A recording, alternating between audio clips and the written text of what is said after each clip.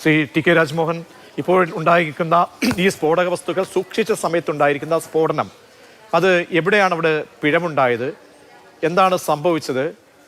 ഈ മേഖലയുമായിട്ടൊക്കെ ബന്ധപ്പെട്ട് പരിശോധനകൾ മനസ്സിലാക്കുമ്പോൾ ഇതിനൊക്കെ സ്വാഭാവികമായും ഇതിൻ്റെ പരിശോധനയ്ക്കൊക്കെ പ്രോട്ടോക്കോളൊക്കെ ഉണ്ടാകുമല്ലോ. കാരണം അവിടെ ഡെപ്യൂട്ടി തഹസീൽദാർ ഉൾപ്പെടെ അവരുടെ സാന്നിധ്യം, ഉദ്യോഗസ്ഥർ സാന്നിധ്യമൊക്കെ ഉണ്ട്. അവരൊക്കെ പലരും ഇരയായിട്ടുണ്ട്. അപ്പോൾ എന്താണ് സംഭവിച്ചത് എന്നാണ് അങ്ങ് മനസ്സിലാക്കുന്നത്? നമ്മളാരും ഈ ജമ്മു കാശ്മീർ പോലീസിന്റെ എഫിഷ്യൻസിനോ അല്ലെങ്കിൽ അവരുടെ ഇൻവെസ്റ്റിഗേഷൻ ടാക്ടിക്സോ ഒന്നും ആരും ചെറുതായി കാണേണ്ട ആരും ആവശ്യമില്ല.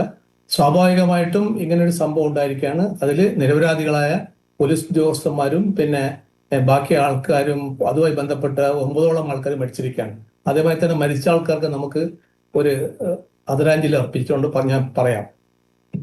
ഈ സംഭവത്തിൽ ഒരു ആക്സിഡന്റൽ ആണെന്നാണ് ഇപ്പൊ ജമ്മു ആൻഡ് കാശ്മീർ DGP പറയുന്നത്. പിന്നെ ഒരു ഇൻവെസ്റ്റിഗേഷൻ എന്തായാലും ഉണ്ടാവും. പക്ഷെ ഇതിൽ ചില ബേസിക് ആയിട്ട് ചില പ്രൈമറി കാര്യങ്ങൾ, അതായത് ഇൻവെസ്റ്റിഗേഷൻ ഏജൻസി ചെയ്യേണ്ട ചില സാങ്കേതികമായ പ്രൈമറി കാര്യങ്ങൾ ഇതിൽ ചെയ്തിട്ടില്ല.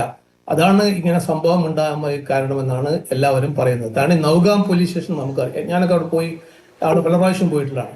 NIA കേസ്, കശ്മീരിലെ കേസ് അന്വേഷിക്കുമ്പോൾ പല പ്രാവശ്യം പോയിട്ടില്ല. അതൊരു ജനനിബിഡമായ സ്ഥലത്തുള്ളൊരു പോലീസ് സ്റ്റേഷനാണ്. അപ്പൊ ആ പോലീസ് സ്റ്റേഷനിൽ 350 കിലോഗ്രാം ഉള്ള അമോണിയം നൈട്രേറ്റ് ഒക്കെ സൂക്ഷിക്കുക വെച്ചാൽ അതെന്നെ റിസ്ക് ആണ്. അപ്പൊ അതുപോലെ അതിന്റെ റിസ്ക് സ്റ്റാർട്ട് ചെയ്യാണ്. കാരണം ഈ സാധനം സീസ് ചെയ്തിരിക്കുന്നത് ഫരീദാബാദിനാണ്. ശരി, ഫരീദാബാദിന് സീസ് ചെയ്തത് അവിടുത്തെ FSL ഒക്കെ ഉണ്ടാകും, അവിടുന്ന് കാര്യങ്ങൾ ചെയ്യാമായിരുന്നു. പക്ഷെ വേണ്ട, കാരണം ഇൻവെസ്റ്റിഗേഷൻ വേണ്ടത് നൗഗാം പോലീസ് സ്റ്റേഷൻ ആയതുകൊണ്ട് ജമ്മു കാശ്മീരിലേക്ക് ട്രാൻസ്ഫർ ചെയ്തായിരിക്കും. പക്ഷെ ഇങ്ങനെ ട്രാൻസ്ഫർ ചെയ്ത് കഴിഞ്ഞിട്ട് ഇപ്പം 4 ദിവസം 5 ദിവസം കഴിഞ്ഞു. കാരണം ഇത് ബ്ലാസ്റ്റ് നടന്നതിന് 2 ദിവസം മുമ്പ് തന്നെ ഈ മുസമ്മിലിനെ കസ്റ്റഡിയിലെടുത്ത് ഈ സാധനങ്ങൾ സീസ് ചെയ്തിട്ടുണ്ട്. അപ്പൊ സ്വാഭാവികമായിട്ടും പോലീസിന്റെ ഭാഗത്തിൽ സീരിയസ് ആയ വീഴ്ച പറ്റിയിട്ടാണ്. പക്ഷെ നമ്മൾ ആ വീഴ്ച ആക്സിഡന്റിലാണോ അതല്ല ഇനി ഈ വേറെ വല്ല വീഴ്ചയാണോ എന്നുള്ള ഡീറ്റെയിൽ ഇൻവെസ്റ്റിഗേഷൻ അത്യാവശ്യമാണ്. അവിടെ എന്തെങ്കിലും മറ്റ് സംശയത്തിന്റെ തലങ്ങളുണ്ടോ ശ്രീ രാജ്മോഹൻ, ടി കെ രാജ്മോഹൻ? ഡൽഹിയിലെ ആ ബ്ലാസ്റ്റുമായിട്ട് ബന്ധപ്പെട്ട് അറിയാമല്ലോ, ഒരു ലക്ഷ്യസ്ഥാനത്തിലേക്ക് എത്തിയ ഒരു സ്ഫോടനമല്ല അത്. പാതി വഴിക്ക് ഉണ്ടാകുന്ന ഒരു പൊട്ടിത്തെറി, അല്ലെങ്കിൽ നമുക്ക് ഇപ്പോൾ അനുമാനിക്കുന്ന അനുസരിച്ചാണെങ്കിൽ ഉമറിന്റെ ആ യാത്ര, പൊട്ടിത്തെറി, ഇതൊക്കെ നോക്കുമ്പോൾ ഈ രാസവസ്തു അമോണിയം നൈട്രേറ്റിന്റെ സാന്നിധ്യം, അപ്പോൾ അവിടെ എന്തെങ്കിലും കെമിക്കൽ മറ്റെന്തെങ്കിലും റിയാക്ഷൻസ് എന്തെങ്കിലും സംഭവിച്ചിരിക്കാമോ എന്നൊക്കെ സംശയങ്ങളൊക്കെ പല കോണുകളിൽ നിന്നൊക്കെ വരുന്നുണ്ട്. പല രീതിയിലൊക്കെ തന്നെ ഈ വാർത്തകളൊക്കെ പോകുമ്പോൾ സോഷ്യൽ മീഡിയയ്ക്ക് അങ്ങനെ പല സംശയങ്ങൾ. അപ്പോൾ അതിലെന്തെങ്കിലും അങ്ങനെ ഒരു സംശയത്തിനിടയുണ്ടോ? അല്ല, നമുക്ക് സ്പെക്കുലേഷൻ ആദ്യം പോകാതിരിക്കുക. ഈ സ്പെക്കുലേഷൻ, ഈ ടെറർ റിലേറ്റഡ് കേസിൽ ഇൻവെസ്റ്റിഗേഷൻ സ്പെക്കുലേഷനേ ഇല്ല. പക്ഷേ അന്വേഷണ ഏജൻസി ആ സ്പെക്കുലേഷൻ ടേക്ക് ഓവർ ചെയ്യുന്നുണ്ട്. പബ്ലിക്കില് ഡിസ്കസ് ചെയ്യേണ്ടതേ ഉള്ളൂ. കാരണം ഡൽഹിയിലത്തെ ആ ബ്ലാസ്റ്റിന്റെ ഇനീഷ്യൽ എങ്ങനെയാണ് ഇനീഷ്യേറ്റ് ചെയ്തത്, അതിൽ പ്രൊജക്ടൈൽസ് ഇല്ല, എങ്ങനെയാണ് അമോണിയം നൈട്രേറ്റ് ഇനീഷ്യേറ്റ് ചെയ്തു, അത് ഇൻവെസ്റ്റിഗേഷനിൽ കണ്ടുവരേണ്ട കാര്യമാണ്. അത് വലിയ ചോദ്യമാണ്. ഈ ചോദ്യം ശരിയാണ്. എങ്ങനെയാണ് ഈ എങ്ങനെ ഡിറ്റോനേറ്റ് ചെയ്തു, എങ്ങനെയാണ് ഈ അമോണിയം നൈട്രേറ്റ് പൊട്ടിത്തെറിച്ചു, അത് ഡൽഹിയിലത്തെ പ്രോബ്ലം ഉണ്ട്. ആ പ്രോബ്ലം ഇൻവെസ്റ്റിഗേഷൻ ചെയ്തുകൊണ്ടിരിക്കുകയാണ്. FSLും അത് സയന്റിഫിക് ആയിട്ട് അവർ പ്രൂവ് ചെയ്യുകയാണ്. കാരണം അത് കെമിക്കലായിട്ട് വേറെ മിക്സിങ് നടന്നിട്ടുണ്ടോ, ഈ അമോണിയം നൈട്രേറ്റ് പ്ലസ് ഡീസൽ, ഈ ഫർണസ് ഓയിൽ, ഡീസൽ മാതിരിയിലെ പെട്രോളിയം ഓയിൽ ആഡ് ചെയ്യുന്ന ഒരു കോമ്പിനേഷൻ ഉണ്ട്. ആ കോമ്പിനേഷൻ പുതിയ വല്ല ടെക്നിക്സ് ഉണ്ടായിട്ടുണ്ടോ? ഇൻവെസ്റ്റിഗേഷൻ നടക്കുകയാണ്. അപ്പൊ സ്വാഭാവികമായിട്ടും ആ ഭാഗത്തിൽ തന്നെ സംശയങ്ങളുണ്ട്. കാരണം സംഭവ സ്ഥലത്ത് നിന്ന് പ്രൊജക്ടൈൽസ് കിട്ടുന്നില്ല. കാരണം ഒരു ബോംബ് ബ്ലാസ്റ്റ് ഉണ്ടെങ്കിൽ പ്രൊജക്ടൈൽസ് വരും, ആണികൾ വരും, കുപ്പിക്ക് വേറെ പല സംഗതികൾ വരും. അതായത് ഈ ഡിറ്റനേഷൻ കുറച്ചും കൂടെ ഭീകരമാക്കാൻ വേണ്ടി. പക്ഷെ അതില്ല. അപ്പൊ സ്വാഭാവികമായിട്ടും അത് ആ ഭാഗ്യം ഇൻവെസ്റ്റിഗേഷൻ പോകുന്നുണ്ട്. പക്ഷെ ഇവിടെ സംഭവിച്ചിരിക്കുന്നത് വെച്ചാൽ ഇവിടെ സൂക്ഷിക്കാൻ പാടില്ലായിട്ട് നമുക്ക് സൂക്ഷിച്ചു. ഈ സൂക്ഷിച്ചു കഴിഞ്ഞാൽ തന്നെ അത് സാമ്പിളിങ് ചെയ്യാണ്.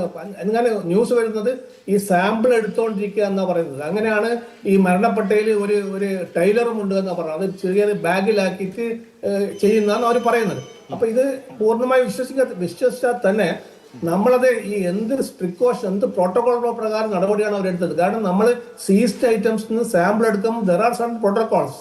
ആ പ്രോട്ടോകോൾ എന്തുകൊണ്ട് പാലിക്കാൻ വിട്ടുപോയി? ഇനി അതല്ല, ഇവിടുത്തെ ഈ 350 കിലോളം അമോണിയം നൈട്രേറ്റിനെ ബേസ്റ്റ് ചെയ്യാൻ അവിടെ തന്നെ വല്ല കെമിക്കൽ കോമ്പിനേഷൻ അതിനകത്തുണ്ടോ? ഇതൊക്കെ അന്വേഷണ വിഷയമാക്കുന്നതാണ്. കാരണം ഇത് വെരി സീരിയസ് തിങ് ആണ്. കാരണം ഒരു കാര്യം കൂടി, അവസാനമായി ഒരു കാര്യം കൂടി ചോദിച്ചോളട്ടെ. ഇന്നിപ്പോൾ ഇതാ പുതിയൊരു ഡോക്ടർ കൂടി അറസ്റ്റിലാകാൻ പോകുന്ന, അല്ലെങ്കിൽ സംശയത്തിന്റെ മുന്നിലേക്ക് വരികയാണ്.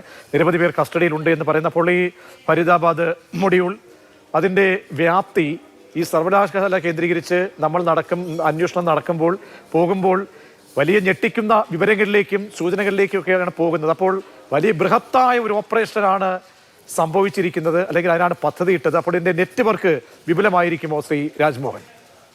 തീർച്ചയായിട്ടും വളരെ വിപുലമായ നെറ്റ്വർക്കാണ്. കാരണം പല ഇൻപുട്സും ഓൾറെഡി നമ്മുടെ കുറെ ഇൻപുട്സ് ഉണ്ട്. ആ ഇൻപുട്സ് ഒക്കെ വളരെ ഭീതി ഉണ്ടാക്കുന്നതാണ്. കാരണം ഇവിടുന്ന് പല ആൾക്കാരും ഈ പഠിക്കാൻ വേണ്ടി പുറത്തേക്ക് പോകുന്നുണ്ട്. ഈ പുറത്തേക്ക് പോകുന്ന ആൾക്കാർക്കൊക്കെ ചെറിയ ഫീസാണ് അവിടെ. അപ്പൊ ഒരു ഉദാഹരണം ഞാൻ പറയാം. ഒരു ന്യൂസ് പറയുന്നത് 6000-ഓളം കുട്ടികൾ, 6000-ഓളം ജമ്മു ആൻഡ് കാശ്മീരിൽ നിന്ന് കുട്ടികൾ ഡാക്കയിലത്തെ വിവിധ യൂണിവേഴ്സിറ്റിയിൽ ഈ മെഡിസിൻ പഠിക്കുന്നുണ്ട് ചെറിയ ഫീസിൽ. ഇനി ഇവരൊക്കെ മടങ്ങി എന്താ ചെയ്യാൻ പോകുന്നത്? കാരണം നമ്മൾ എങ്ങനെ വിശ്വസിക്കും ഇവരൊക്കെ? ഡോക്ടേഴ്സാണ് നമ്മളെ ജീവൻ രക്ഷിക്കേണ്ട ആൾക്കാർ ജീവൻ തന്നെ കൊയ്തെടുക്കുകയാണ്.